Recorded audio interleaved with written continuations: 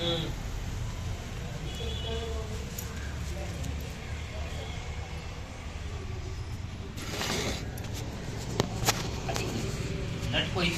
ते मोबाईल ते काम करताना जमत नाही ना, मोबाईल पडतोय आणि ती इथं ठेवती ना, ते इथं ठेवण्याला चांगलं नसतं.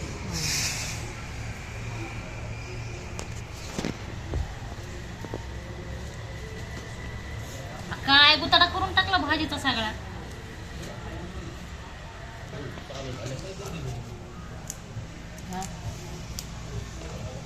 तरी पण जशी नाही पण तशी पाहिजे, हिरवी गार दिसायला पाहिजे. हे झाली ना. ते बरफमुळं ही झाली भाजी जरा पाणी. हा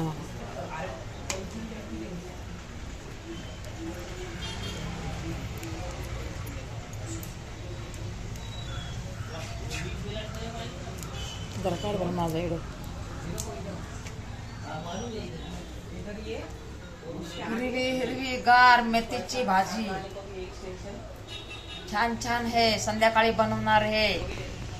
या खायला मस्त. आपली पाहुणे आणि युट्यूब फॅमिली.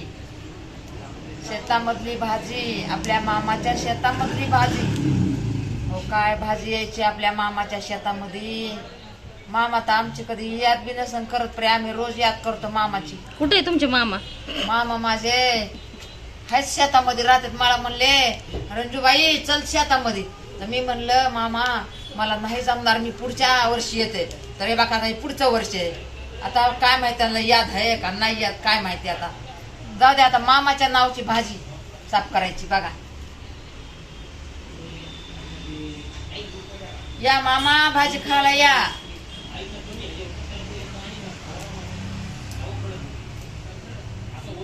खरंच जावं वाटतंय नाही का. लई शेतामध्ये काय काय आहे ना त्यांच्या. आता काय करावं, लांब आहे काय करायचं. इंदुताई बी आपली म्हणली होती या मग जाऊ शेतामध्ये.